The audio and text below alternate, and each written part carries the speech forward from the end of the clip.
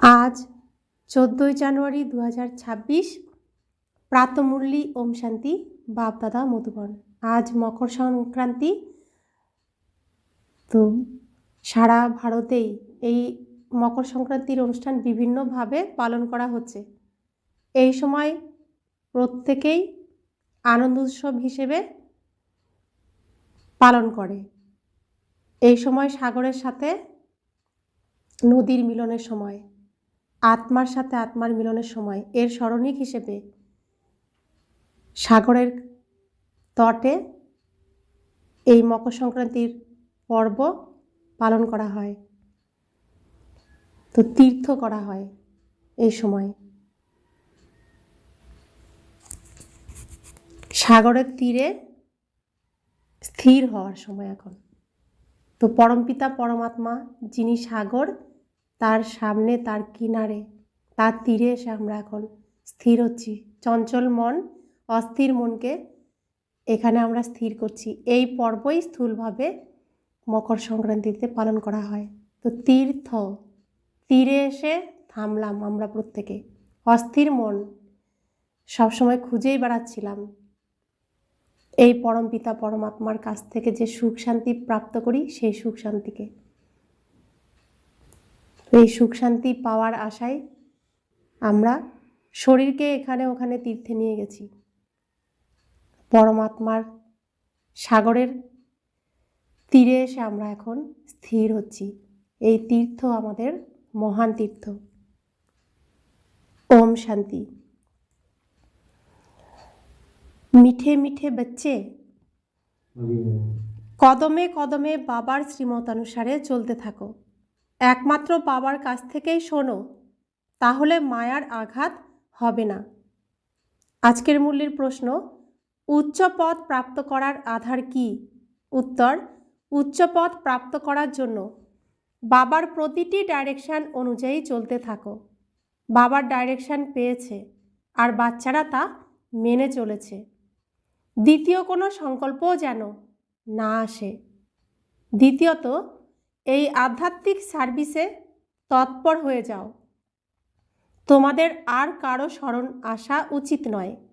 তুমি মরলে তোমার কাছে দুনিয়াও মৃত, তবেই উচ্চপদ প্রাপ্ত হবে। আজকের মূল্যের প্রথমে গীত বেজেছে, তোমায় পেয়ে আমরা সারা জগৎ পেয়ে গেছি। तुम्हें पाके हमने जहाँ पा लिया, जहाँ तो जहाँ क्या आसमां पा लिया। ओम शांति। মিষ্টি মিষ্টি আত্মরূপী বাচ্চারা এই গান শুনেছে। এই গান ভক্তি মার্গে গাওয়া হয়েছে। এই সময় বাবা এর রহস্য বোঝান, বাচ্চারাও বোঝে। এখন আমরা বাবার কাছ থেকে অসীম জগতের উত্তরাধিকার প্রাপ্ত করছি। আমাদের সেই রাজ্য কেউ ছিনিয়ে নিতে পারবে না। ভারতের রাজ্যত্ব অনেকেই ছিনিয়ে নিয়েছিল, তাই না? মুসলমানরা ছিনিয়ে নিয়েছিল, ইংরেজরা ছিনিয়ে নিয়েছিল। বাস্তবে তো প্রথমে রাবণ ছিনিয়ে নিয়েছে। আসরিক মত অনুসারে এই যে বাদরের চিত্র বানানো হয়েছে, ear no evil, see no evil, এরও কোনো রহস্য রয়েছে, তাই না? তো মধুবনে বানানো হয়েছে না 5 বাদর। কেউ চোখ ঢেকে রেখেছে, কেউ কান ঢেকে রেখেছে, কেউ মুখ ঢেকে রেখেছে, কেউ মনটাকে ঢেকে রেখেছে। তো মন্দ কিছু শুনো না, মন্দ কিছু দেখো না, মন্দ কিছু বলো না, মন্দ কিছু ভেবো না, এটাই বোঝাচ্ছেন বাবা। বোঝান যে একদিকে হলো রাবণের আসরিক সম্প্রদায় যারা বাবাকে জানে না, অপরদিকে হলো তোমরা বাচ্চারা। তোমরাও প্রথমে জানতে না। বাবা এনার উদ্দেশ্যেও বলেন যে ইনি অনেক ভক্তি করেছেন, এনার এ হলো অনেক জন্মেরও অন্তিম জন্ম। ইনি পূর্বে পবিত্র ছিলেন, এখন পতিত হয়ে গেছেন, এনাকে আমি জানি। এখন তোমরা আর কারোর কথা শুনো না, এনাকে আমি জানি। কার কথা বলছেন?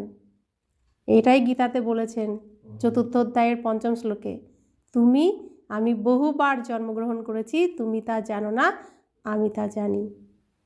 তো ব্রহ্মা বাবা তার নিজের জন্মকে জানেন না, ভুলে গেছেন। কিন্তু শিব বাবা জানেন। তাই বাবা বলছেন, এখন তোমরা আর কারোর কথা শুনো না। বাবা বলেন, বাচ্চারা, আমি তোমাদের সঙ্গে কথা বলি। তো ভগবান এসেছেন, তিনি আমাদের বাবা, আমাদেরকে বাচ্চা বলে ডাকেন। তিনি শুধুমাত্র আমাদের সঙ্গেই কথা বলেন, আর কারোর সাথে কথা বলেন না এই পৃথিবীতে এসে। হ্যাঁ, কখনো কেউ আত্মীয় পরিজনদের নিয়ে আসে, তাহলে একটু বার্তালাপ করি। প্রথম কথা হলো পবিত্র হওয়া, তবেই বুদ্ধিতে ধারণ করতে পারবে। এখানকার নিয়ম অত্যন্ত কড়া। পূর্বে বলা হতো যে 7 দিনের ভাট্টিতে থাকতে হবে, আর কারোর স্মরণ যেন না আসে, না পত্রাদি লিখবে। যেখানেই থাকো না কেন সারাদিন কিন্তু ভাট্টিতে থাকতে হবে। এখন তোমরা ভাট্টিতে পড়ে পুনরায় বাইরে বেরো। কেউ কেউ তো আশ্চর্যবৎ শুনন্তি, আশ্চর্য হয়ে শোনে, কথন্তি বলে। কেউ কেউ আশ্চর্যবৎ শুনন্তি কথন্তি, অহ মায়ার কবলে পড়ে ভাগন্তি হয়ে গেছে। কেউ কেউ আশ্চর্য হয়ে শুনেছে, আশ্চর্য হয়ে বাবার কথা বলেছে, আবার এখান থেকে চলেও গেছে। এ হলো অতি উচ্চ লক্ষ্য। বাবার কথা মান্য করে না। বাবা বলেন, তোমরা হলে বানপ্রস্থী, তোমরা কেন শুধুই আটকে রয়েছ? তোমরা এই আধ্যাত্মিক সেবায় মগ্ন হয়ে যাও। তোমাদের আর কারোর চিন্তা বুদ্ধিতে আসা উচিত নয়। তোমাদের মৃত্যুর সঙ্গে সঙ্গেই এই দুনিয়াও তোমাদের কাছে মৃত, অর্থাৎ মরজিবা হলেই তোমরা উচ্চপদ প্রাপ্ত করতে পারবে। তোমাদের পুরুষার্থই হলো নর থেকে নারায়ণ হওয়া। তা আমরা ওই দুনিয়ার থেকে মরে এই দুনিয়াতে জন্ম নিয়েছি। তাই বাবা বলছেন, যেদিন তোমার এখানে জন্ম হয়েছে সেদিন থেকেই তুমি সেখানে মৃত হয়ে গেছো। তো তুমি মৃত হয়ে গেছো, তো তোমার কাছে ওই দুনিয়াও মৃত। তো কেন নিজেকে শুধু আটকে রেখেছো? প্রতি পদক্ষেপে বাবার ডাইরেকশন অনুসারে চলতে হবে, কিন্তু এর জন্য সাহস চাই। এ শুধু কথার কথা নয়, মোহর জালও কম নয়, নষ্টমোহ হতে হবে। আমার হলো একমাত্র শিব বাবা, অন্য আর কেউ নয়। আমরা তো বাবার শরণাপন্ন হই, আমরা কখনো বিষ প্রদান করব না। তোমরা যখন ঈশ্বরের দিকে আসো তখন মায়াও তোমাদের ছাড়ে না, সজোরে আছাড় দেয়। যেমন বৈদ্যরা বলে, এই ওষুধে প্রথমে সব রোগ বাইরে বেরিয়ে আসবে, বেড়ে যাবে, ভয় পাবে না। এও সেরকমই। মায়া অত্যন্ত বিরক্ত করবে, বানপ্রস্থ অবস্থাতেও বিকারের সংকল্প নিয়ে আসবে, মোহ উৎপন্ন হয়ে যাবে। বাবা প্রথম থেকেই বলে দেন যে এসব হবে। যতদিন বেঁচে থাকবে ততদিন মায়ার এই বক্সিং চলতে থাকবে। মায়াও পালোয়ান হয়ে তোমাদের ছাড়বে না। এও ড্রামায় নির্ধারণ করা রয়েছে। আমি কি মায়াকে বলবো নাকি যে বিকল্প এনো না, বিকারী ব্যর্থ সংকল্প এনো না? না, তা বলবো না। অনেকেই বলে, বাবা কৃপা করো। আমি কি কারোর উপর কৃপা করব? না, তা করব না।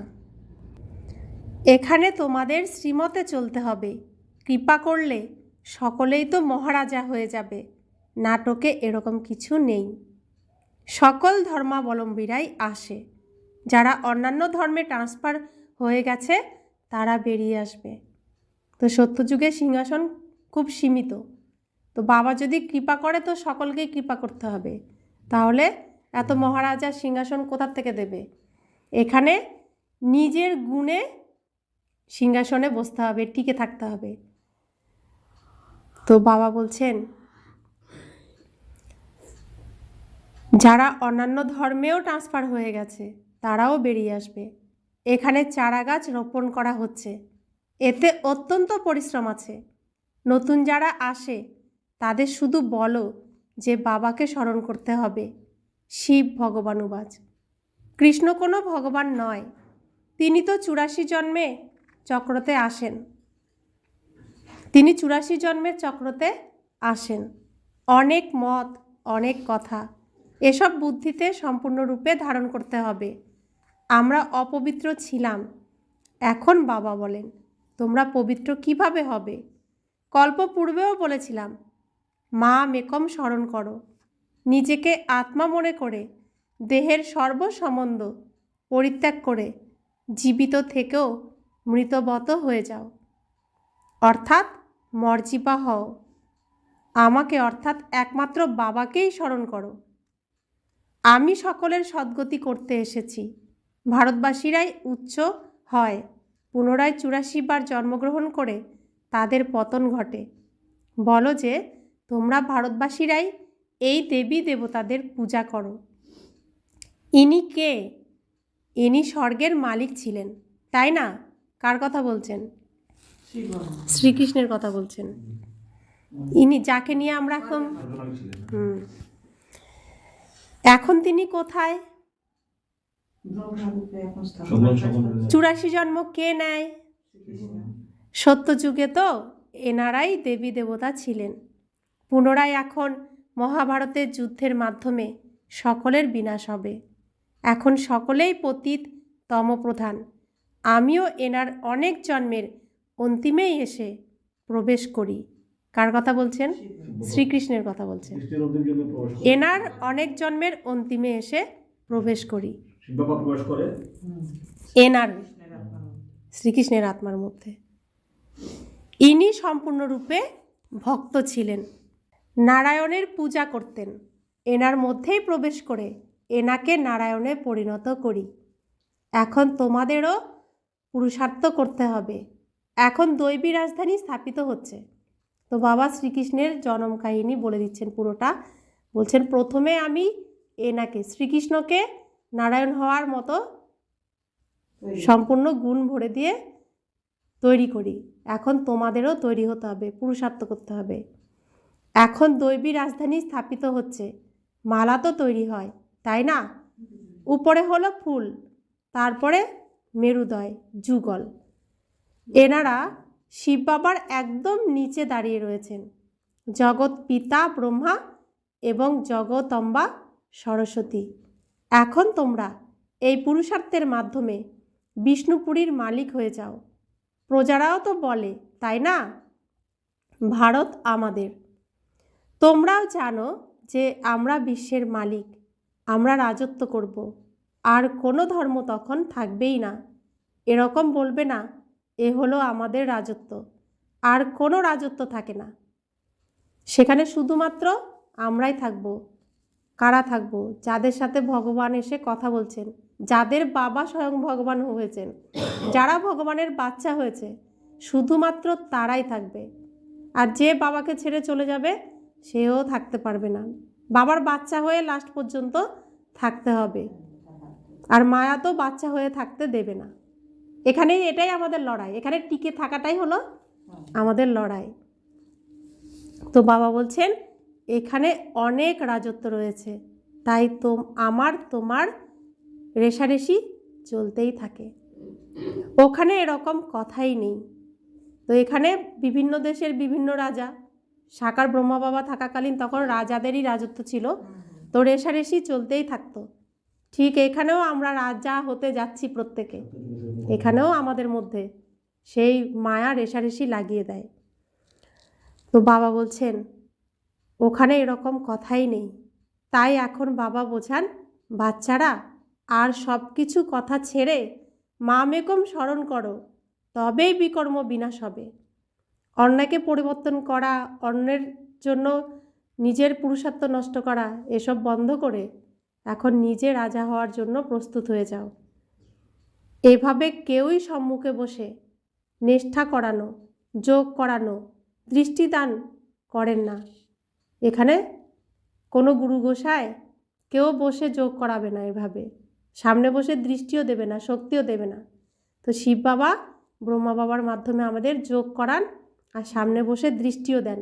এর জন্য আশ্রমে আসতে হবে, ঈশ্বরীয় বিশ্ববিদ্যালয়ে আসতে হবে, তার সামনে বসতে হবে, তবেই সেই দৃষ্টি আমরা সরাসরি পাব। বাবা তো বলেন চলতে ফিরতে বাবাকে স্মরণ করতে হবে। নিজের চার্ট রাখো, সারাদিনে কত সময় স্মরণ করেছ? সকালে উঠে কতখানি সময় বাবার সঙ্গে বার্তালাপ করেছ? আজ বাবার স্মরণে বসেছ কি?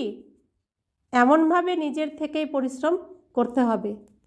নলেজ তো বুদ্ধিতে রয়েছে, পরে অন্যান্যদেরও বোঝাতে হবে। এ কথা কারোর বুদ্ধিতে আসে না যে কাম মহাশত্রু। 2 থেকে 4 বছর থাকার পর সজোরে মায়ার থাপ্পড় খেয়ে অধঃপতনে যায়। 2-3 বছর ভালোভাবে চলে বাবার সাথে, তারপরে মায়া আসে যে এটা শক্তিশালী বাচ্চা, এবার দৌড়াবে, দৌড় আটকাতে হবে। তখন মায়া এসে তার সামনে বাধা হয়ে দাঁড়ায় বিভিন্নভাবে। পরে লেখে, বাবা আমরা মুখ কালো করে ফেলেছি। বাবাও লিখে দেন যে মুখ কালো যারা করেছ তাদের 12 মাস এখানে আসার প্রয়োজন নেই। তোমরা বাবার কাছে প্রতিজ্ঞা করে পুনরায় বিকারে গেছো, আমার কাছে আর কখনো এসো না। লক্ষ্য অতি উচ্চ। বাবা এসেছেই পতিত থেকে পবিত্র করতে। অনেক বাচ্চারা বিবাহ করেও পবিত্র থাকে। হ্যাঁ, কোনো কন্যাকে যখন মারধর করা হয় তখন তাকে রক্ষা করার জন্য গন্ধর্ব বিবাহ করে পবিত্র থাকে। তো প্রথম সাকার ব্রহ্মা বাবা থাকাকালীন মেয়েরা এই জীবন গ্রহণ করবে সে তো তখন ভাবার অতীত ছিল।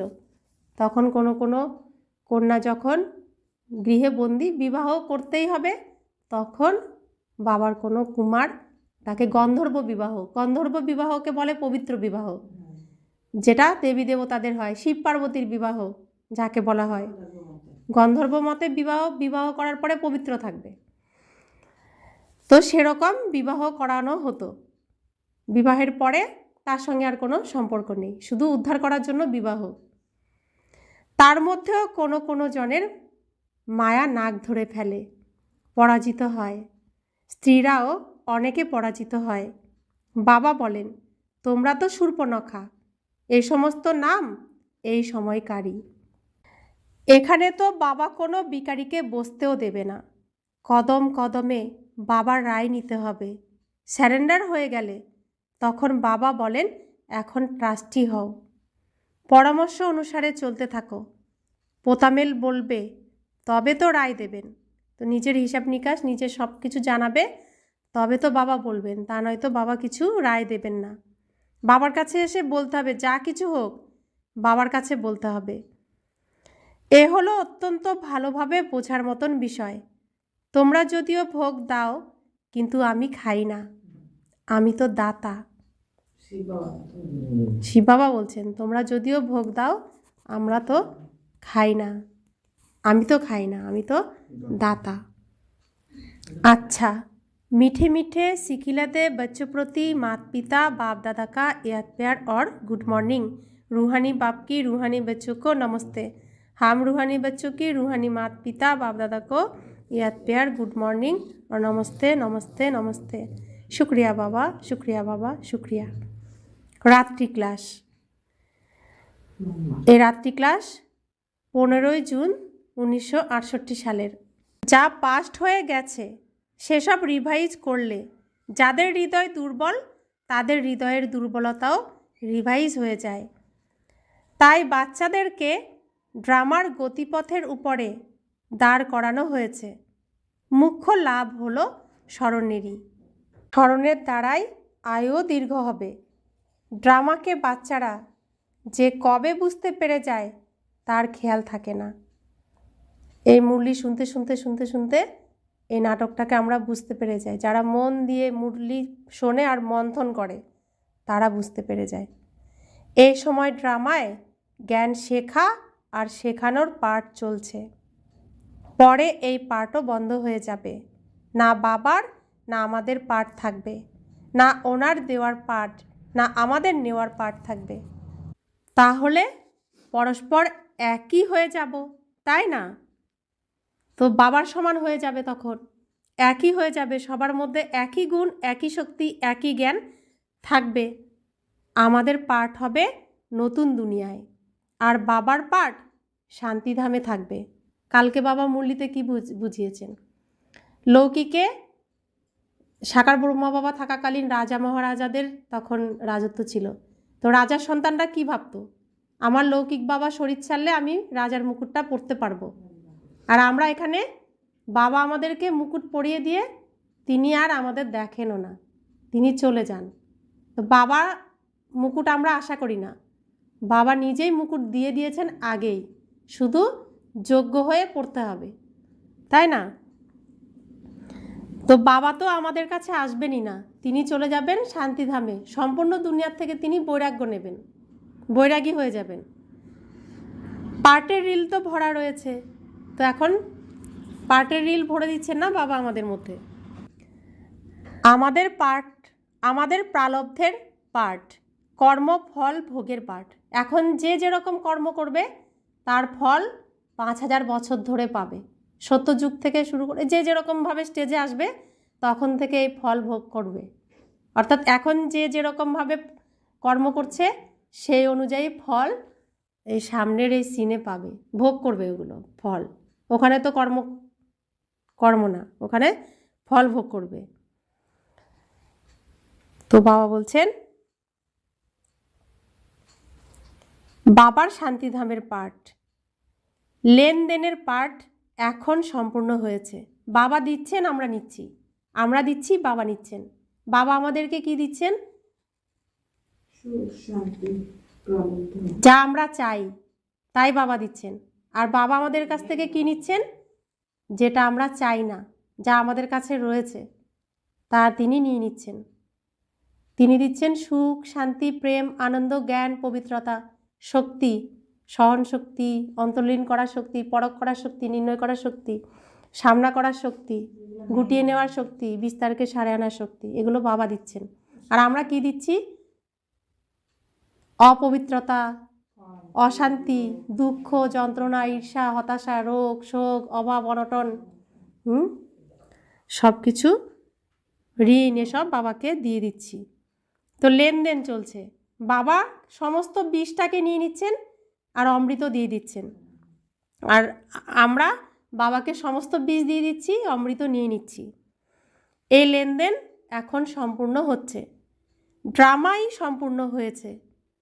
পুনরায় আমরা রাজ্য করতে আসব, সেই পার্টও চেঞ্জ হয়ে যাবে, জ্ঞান সমাপ্ত হয়ে যাবে, আমরা তেমন হয়ে যাব।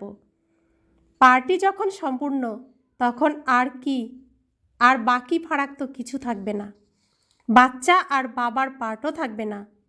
এও জ্ঞানকে সম্পূর্ণরূপে গ্রহণ করে। ব্রহ্মা বাবা সম্পূর্ণরূপে জ্ঞানকে গ্রহণ করে, তাই তো তাকে ভগবান বলা হয় না। ওনার কাছেও কিছুই থাকে না, না দাতার কাছে থাকে, না গ্রহীতার কাছে কম কিছু রয়েছে।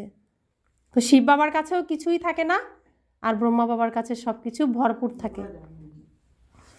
তাহলে দুজনেই পরস্পরের সমান হয়ে গেল। এই বিষয়ে বিচারসাগর মন্থন করার মতন বুদ্ধি চাই।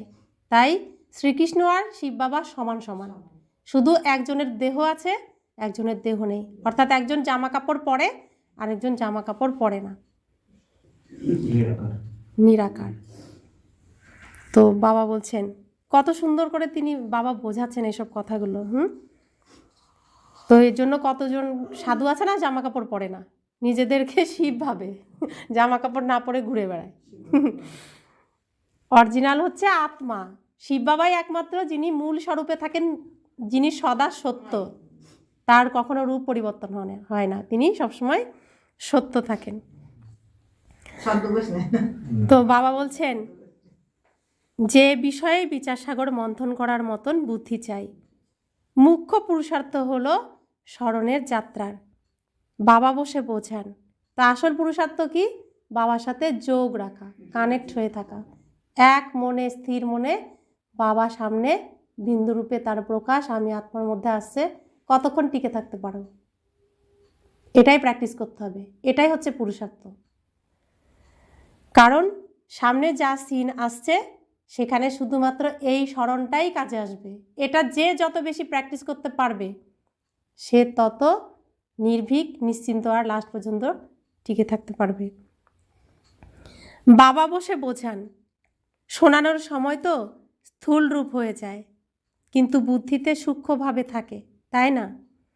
অন্তরে তো জানাই থাকে, যে শিব বাবার রূপ কেমন। তো সাকারের সামনে ব্রহ্মা বাবা, সাকারে দেখা যায় সামনে ব্রহ্মা বাবা কথা বলছে, চেহারা দেখা যাচ্ছে, কিন্তু আমাদের মনে সূক্ষ্মভাবে কি থাকে? শিব বাবা বিন্দু রূপ। সেই রূপটাকে আমাদের মনে রাখতে হয়, সেই রূপেই স্মরণ করতে হয়।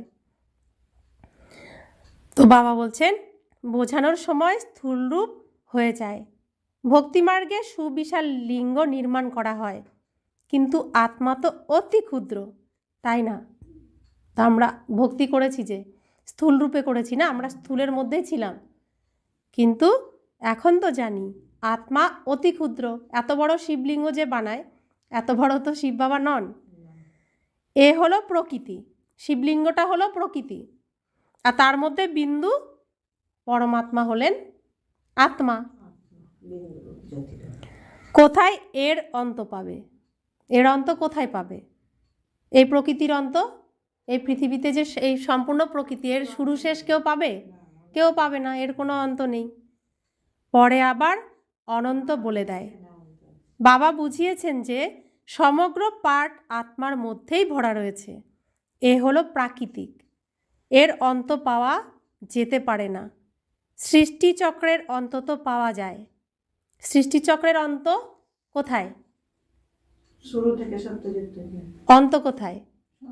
এই কলিযুগে, কলিযুগে অন্ত, আর সত্যযুগে শুরু। সৃষ্টির শুরু আর সৃষ্টির শেষটা পাওয়া যায়। রচনার আদি মধ্য অন্তকে তোমরাই জানো। বাবা নলেজফুল। তাহলে কি পাওয়া যায় না? এই যে প্রকৃতি, তো এই প্রকৃতির শুরু শেষ পাওয়া যায় না, এর অন্ত নেই। তো মুনি ঋষিরা এই প্রকৃতিকেই বুঝতে চেষ্টা করেছিলেন, তারপরে বলছেন নেতি নেতি, আমরা কিছু জানি না, আমরা কিছু জানি না, এর শুরুও নেই শেষও নেই। তো বাবা বলছেন রচনার আদি মধ্য অন্তকে তোমরাই জানো। কিন্তু আমরা কিন্তু এখন জানছি প্রকৃতির শুরু কোথা থেকে হচ্ছে। আবার নতুন প্রকৃতির সৃষ্টি হচ্ছে, তো শুরু হচ্ছে না আবার নতুন করে, আবার এর শেষ কোথায় হচ্ছে? এই নাটকেই শেষ হচ্ছে না। তাই বাবা বলছেন তোমরা জানো,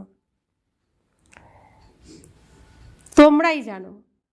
বাবা নলেজফুল, তারপর আমরাও ফুল হয়ে যাব। তো বাবার কাছে যে জ্ঞান, আমাদের কাছেও সেই জ্ঞান। টুনটুনির গান আছে না, রাজার ঘরে যেই ধন, আমার ঘরেও সেই ধন। তো শিব বাবার কাছে যে ধন, আমাদের কাছেও সেই ধন। আমরা প্রত্যেকের টুনটুনি। পাওয়ার জন্য কিছুই থাকবে না, সব তিনি দিয়ে দিয়েছেন, আর কিছু বাকি নেই।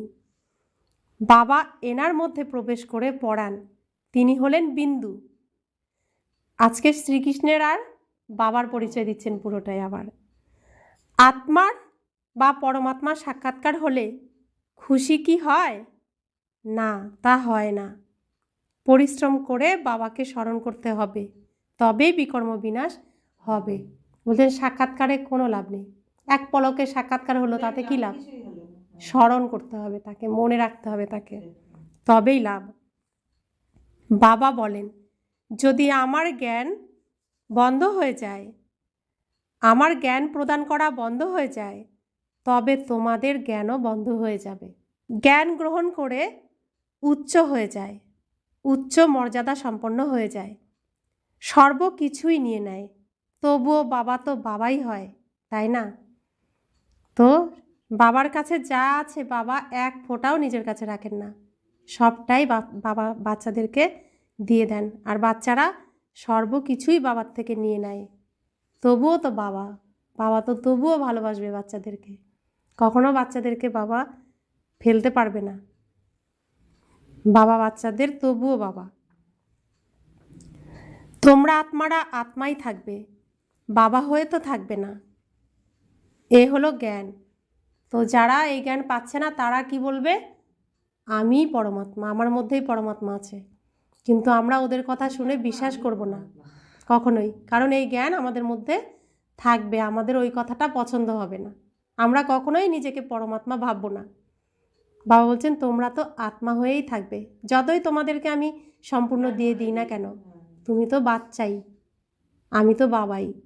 তো তোমরা বাচ্চা হয়েই থাকবে, আমি বাবা হয়েই থাকবো, তাই না? এ হলো জ্ঞান। বাবা বাবাই হয়, বাচ্চা বাচ্চাই হয়। এ সবই হলো বিচারসাগর মন্থন করে গভীরে যাওয়ার মতন বিষয়। এও জানে যে যেতে তো সকলকেই হবে, সকলেই চলে যাবে, আত্মারূপেই গিয়ে থাকবে।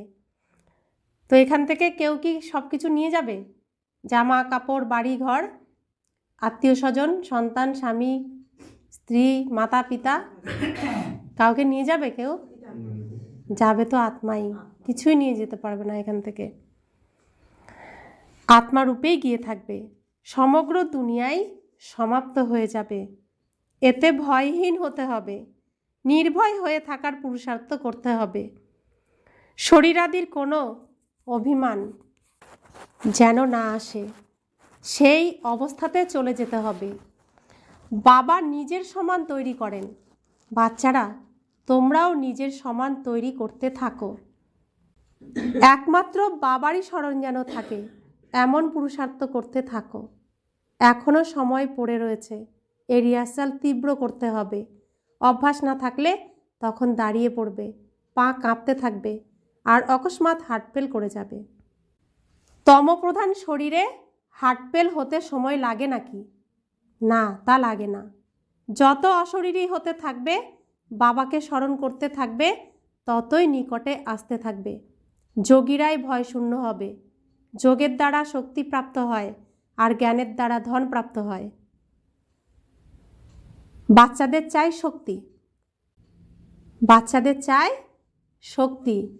ধন দিলে কি হবে? শক্তি না থাকলে ধন খরচ ইউজ করতে হতে হবে, সেই শক্তি তো চাই। তাই শক্তি প্রাপ্ত করার জন্য বাবাকে স্মরণ করতে থাকো। বাবা হলেন অবিনাশী সার্জেন, তিনি কখনোই পেশেন্ট হতে পারেন না। এখন বাবা বলেন যে তোমরা নিজেদের অবিনাশী ওষুধ গ্রহণ করতে থাকো। আমি এমন সঞ্জীবনী বুটি দিই যাতে কখনো কেউ আর রোগগ্রস্ত হয়ে না পড়ে। শুধুমাত্র পতিত পাবন বাবাকে স্মরণ করো, তাহলেই পবিত্র হয়ে যাবে। দেবতারা সর্বদাই নিরোগী পবিত্র, তাই না? বাচ্চাদের এই নিশ্চয়তা তো হয়ে গেছে যে আমরা প্রতি কল্পে উত্তরাধিকার প্রাপ্ত করি। শরণাতীত কাল, অনাদিকাল ধরে বাবা এসেছেন, যেমনভাবে এখন এসেছেন। বাবা যা শেখান বোঝান, সেটাই রাজযোগ। এই গীত আদি যা রয়েছে সবই ভক্তিমার্গের। গীত আদি, গীত সব কিছু হচ্ছে ভক্তিমার্গের। এই জ্ঞানমার্গ বাবাই বলে দেন। বাবাই এসে নিচে থেকে উপরে উঠিয়ে নিয়ে যান। যারা পাকাপাকিভাবে নিশ্চয় বুদ্ধি সম্পন্ন, তারাই মালার দানা হয়। বাচ্চারা বোঝে যে ভক্তি করতে করতে আমরা অধঃপতনে গেছি। এখন বাবা এসে সত্যিকারের উপার্জন করান। লৌকিক পিতা এত উপার্জন করাতে পারে না যতটা পারলৌকিক বাবা করান। তো আমরা অধঃপতনে কিসের দ্বারা গেছি? রাবণ আমাদের অন্ধভক্তি শিখিয়েছিল, তার দ্বারা ধীরে ধীরে অন্ধকারে হারিয়ে গেছি। আর আমাদের সত্য বাবা এসে সেই অন্ধকার থেকে উপরে তুলে এনেছেন। তো লৌকিক পিতা আমাদেরকে কি শিখিয়েছেন? লৌকিক পিতা পেয়েছি রাবণের রাজ্যের, তো রাবণের রাস্তায় দেখিয়েছেন। আর আমার সত্য পিতা রাবণের রাজ্য থেকে উদ্ধার করে আনছেন। বাবা এসে আমাদেরকে তুলে এনেছেন আর উপরে তুলছেন। আচ্ছা, বাচ্চাদেরকে শুভরাত্রি এবং নমস্কার। তো হাম रूहानी बच्चों की रूहानी माता पिता बाप दादा को गुड नाइट और नमस्ते नमस्ते नमस्ते। शुक्रिया बाबा, शुक्रिया बाबा, शुक्रिया। ধারণার জন্য মুখ্য সার। প্রথম ধারণা, মায়া পালোয়ান হয়ে সম্মুখে আসবে, এতে ভয় পাবে না। মায়াজিত হতে হবে। প্রতি পদক্ষেপে শ্রীমত অনুসারে চলে নিজের উপর নিজেকেই কৃপা করতে হবে। কেউ কারোর উপর কৃপা করতে পারবে না, নিজের উপর নিজেকে কৃপা করতে হবে। দ্বিতীয় ধারণা, বাবাকে নিজের সত্যিকারের পোতামেল দিনলিপি বলতে হবে, ট্রাস্টি হয়ে থাকতে হবে, চলতে ফিরতে স্মরণের অভ্যাস করতে হবে। বরদান, আত্মিক গোলাপ হয়ে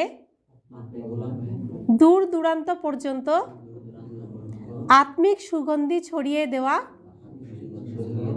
আত্মিক সেবাধারী ভব।